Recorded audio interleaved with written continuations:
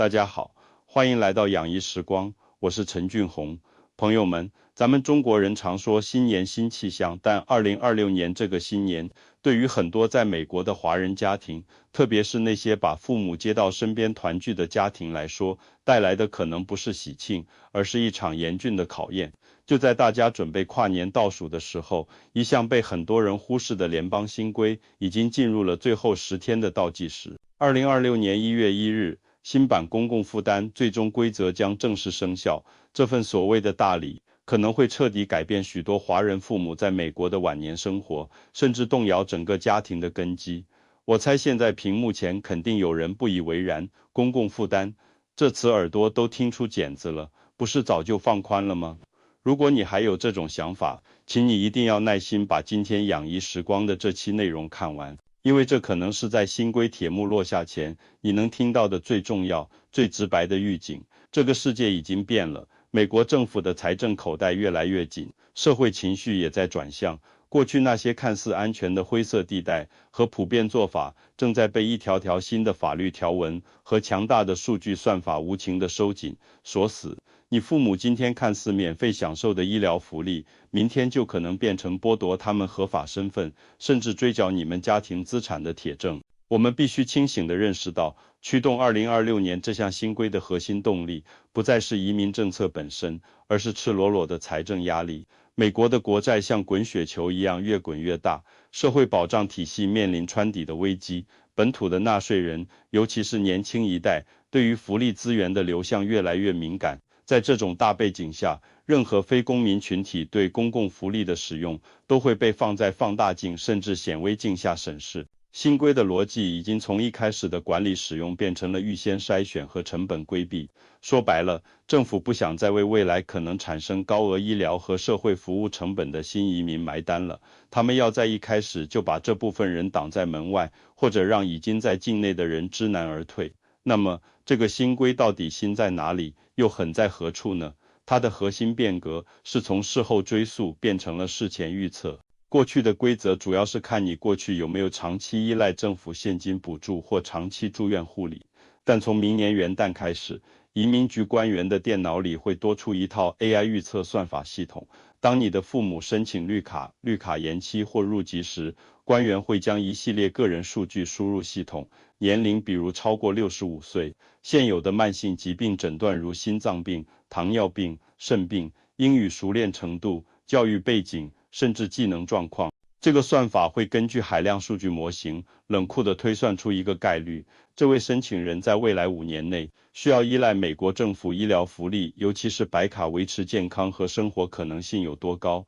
以及可能花费的预期金额是多少。如果这个 AI 系统给出的风险评估分数超过了设定的阈值，移民局就有权直接判定该申请人可能成为公共负担，从而拒绝其申请。这意味着什么？意味着哪怕你的父母来到美国后一天福利都没用过，干干净净，但只要他们年纪大，有慢性病，语言不通，就会被这套算法预言成未来的负担，从而被拒之门外。这是一种基于统计学概率的有罪推定，你连证明自己的机会都没有，因为在 AI 看来，你的人设已经决定了你的风险等级。这就像你去应聘，老板不看你的简历和能力，而是用一个模型算出你未来5年可能会请多少病假，然后直接决定不录用你。不公平，但这就是即将到来的现实。更让人细思恐极的是，新规极大地扩展了公共负担考量的福利范围。过去很多人，甚至一些不专业的移民中介都认为，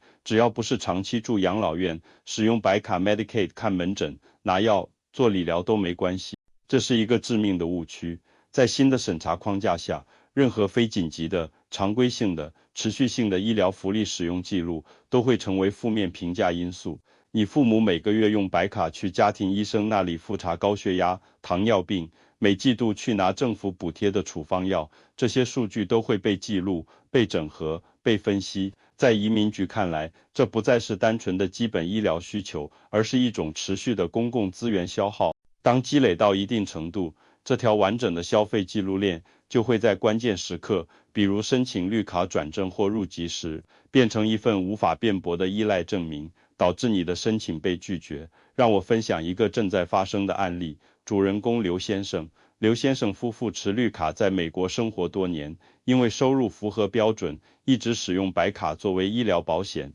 刘先生患有慢性肾功能衰竭，需要每周进行2到3次的透析治疗。这笔费用如果没有保险，将是天文数字。之前所有人都告诉他，透析属于必要治疗，使用白卡没有问题。然而，就在2025年下半年，移民局开始试点运行新的审查标准。刘先生按计划提交了入籍申请，几个月后，他等来的不是宣誓通知，而是一封措辞严厉的拒绝信。信中指出，根据他提交的医疗记录和持续的透析治疗事实，移民局认定他无法证明自己能够在不依赖公共福利的情况下维持生活，因此不符合入籍要求。更可怕的是，这封拒信同时触发了对他绿卡身份的重新审查。现在，刘先生一家陷入了前所未有的恐惧和两难：继续透析，绿卡可能不保；停止治疗，生命危在旦夕。这个活生生的例子告诉我们，在新规下，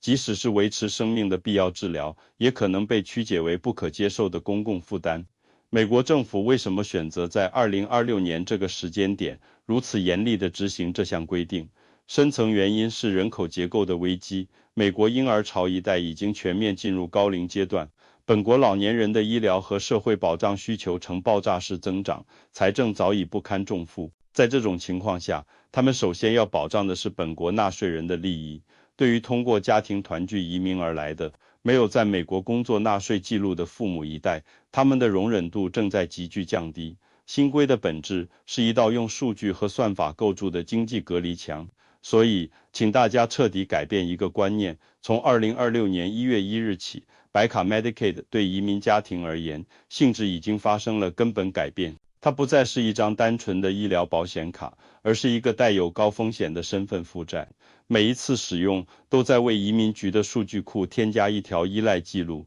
这些记录会在你意想不到的时候汇总成对你或你父母移民资格的致命一击。接下来，我要谈一个让无数有房产的华人家庭夜不能寐的条款——白卡遗产追缴计划。很多朋友可能听说过，但总以为那是很久以后、很遥远的事情，或者觉得只要提前做好资产转移就能规避。这种想法在2026年之后将变得极其危险。MERP 简单说，就是州政府有权在享受过白卡长期护理福利的受助人去世后，追回其一生中消耗的福利开支，通常通过 claim 其遗产，主要是房产来实现。过去，很多州的执行并不严格，也给了一些人钻空子的机会。常见的做法是，父母在预计需要长期护理，如住进养老院的前5年，就将名下房产以及低价格或干脆赠与的方式过户给子女，让自己变成零资产的穷人，从而符合白卡的申请资格。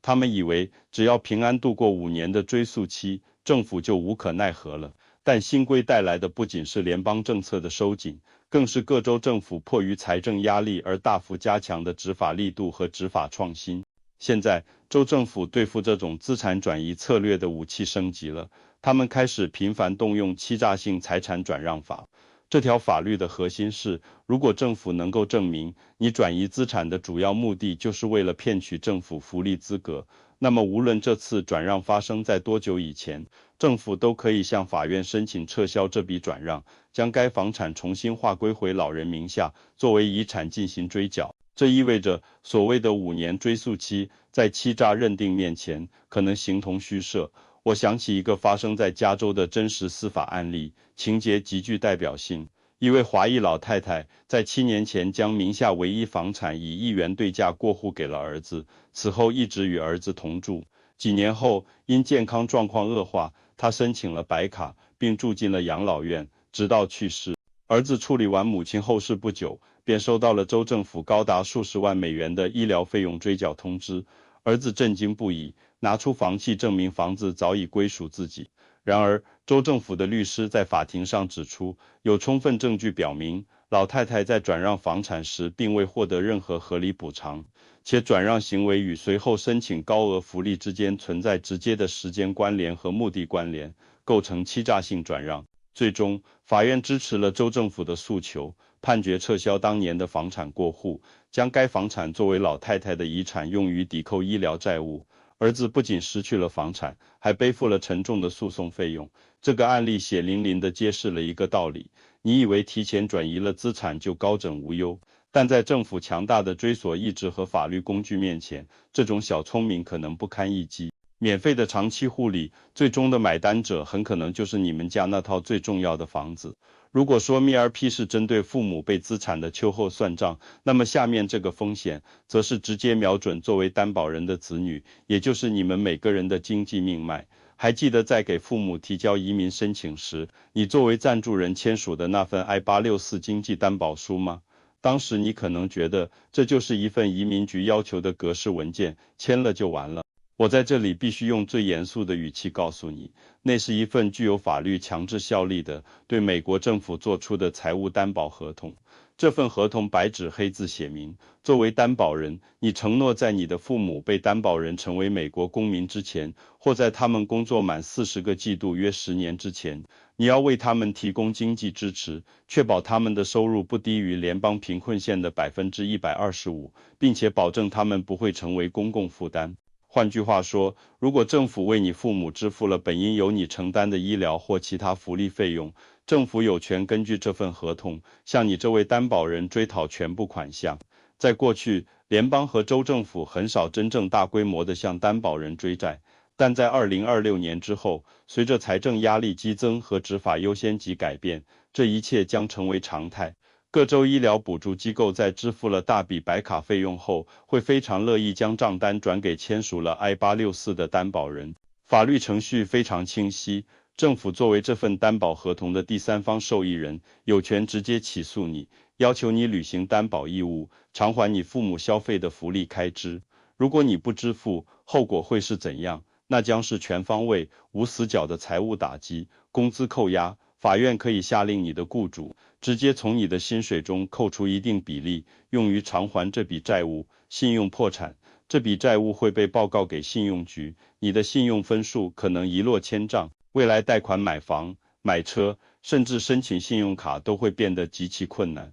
资产冻结与强制执行，政府可以申请冻结你的银行账户，扣押并拍卖你的个人资产如车辆、投资账户等来抵债。法律诉讼与罚金，你还会面临持续的法律诉讼，并可能被要求支付额外的利息和罚金。请不要抱有美国政府不会来找我的侥幸心理，他们的逻辑非常直接，接父母来团聚是你的个人选择，由此产生的责任理应由你承担。既然你签了字做了担保，那么为父母的医疗费用负责就是你的合同义务，让全体纳税人为你的孝心买单，在政治和法理上都越来越行不通了。尤其是在一些财政紧张或反移民情绪较强的州，严格执行 I-864追债已经成为政府开源节流、平息民怨的显性政策。因此，如果你现在为了节省每月几百美元的保险费而让父母去申请和使用白卡，你实际上是在为自己家庭埋下了一颗巨大的财务地雷。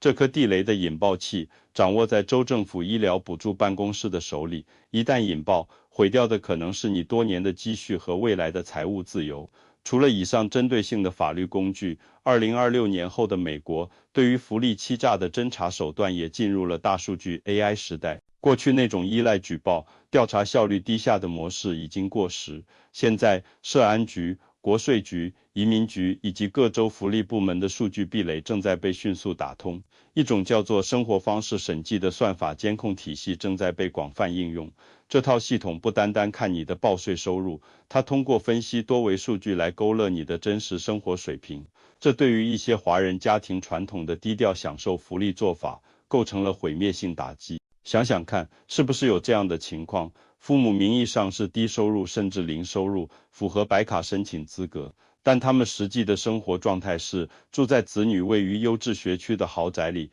日常开着不错的汽车，每年有国际旅行记录，消费水平并不低。以前，由于资产在法律上属于子女，政府很难追究，但现在 AI 算法会通过以下维度进行交叉验证，标记异常。消费数据画像，你父母名下是否有大额消费记录，是否持有高端信用卡，是否有频繁的餐馆、旅游等非必要消费。住地址分析，你填报的住址是否是房价中位数极高的邮编区，这与你申报的贫困收入是否严重不符。旅行记录追踪，出入境记录显示你父母频繁国际旅行，尤其是乘坐商务舱，入住高档酒店，这与低收入福利领取者的形象是否冲突？全球资产穿透，这是最致命的一环。随着国际税务信息交换标准的推进，如 CRS， 美国政府越来越有能力掌握居民在海外的金融资产信息。很多华人父母在中国国内有退休金、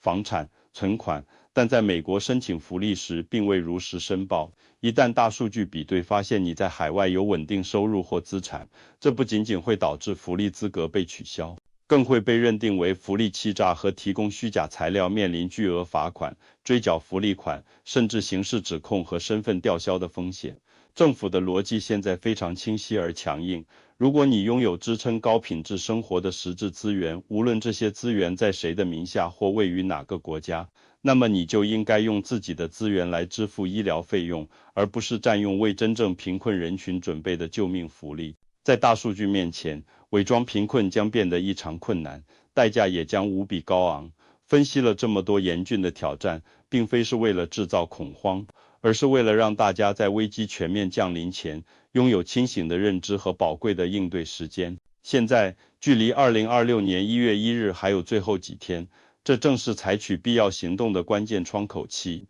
以下是养怡时光为大家梳理的3条核心应对思路，请你务必认真考虑。思路1：立即评估，主动调整，这是最直接、最紧迫的一步。请你立即与家人沟通，全面了解相关医疗计划的真实使用情况。如果家庭的实际情况能够承担其他保险选项，那么建议你尽快着手办理相关计划的调整手续，主动进行规划，能向有关部门展示积极承担自身责任的态度。这可能在未来的评估中成为重要的参考依据之一。请把握时间，在新规生效前妥善安排。思路2：分清不同计划的本质，选择合适的保障方式。你需要清楚区分不同类型的医疗计划。联邦医疗保险 Medicare 与医疗补助 Medicaid 性质不同。联邦医疗保险的资金主要来源于参保人工作期间的缴纳，属于保险计划，而医疗补助是基于收入的福利性计划。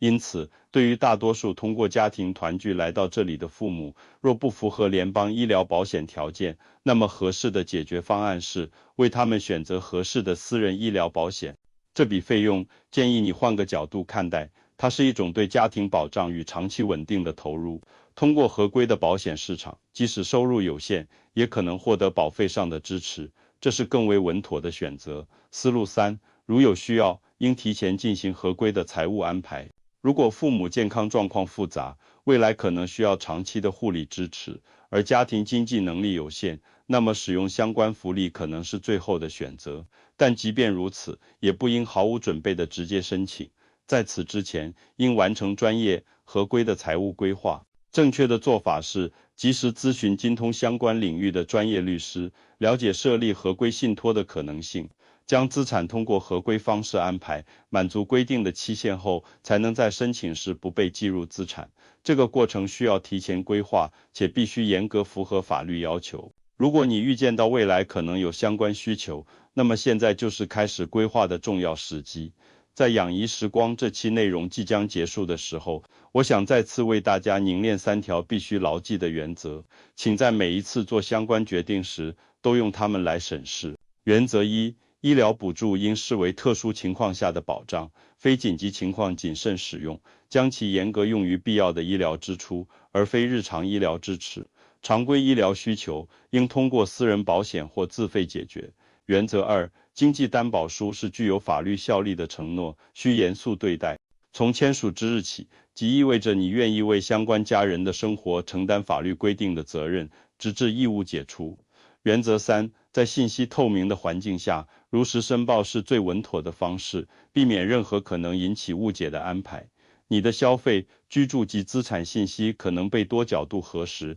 为了有限的福利而采取不适当的做法，可能导致得不偿失的后果。我想对所有在异乡奋斗、希望给父母一份安稳晚年的朋友说，我们承袭了敬老孝亲的美德，但生活所在地的规则建立在法律与责任之上。真正的关怀与智慧是在理解规则后，做出保障家人长远稳定与安宁的安排。短期的便利背后，可能伴随着长远的考量，认知决定选择。有人只看到眼前，有人却看清全局。提升认识，妥善规划才是最好的回应。本期内容涉及重要话题，传播可能受限。若你的亲友正面临相关抉择，请务必将这些信息传递给他们，哪怕一时不解，你也是在履行更深层的关怀与责任。在养怡时光，我们不只分享信息，更传递清醒的力量。点赞、订阅，并在评论区留下理性规划，让我们彼此提醒，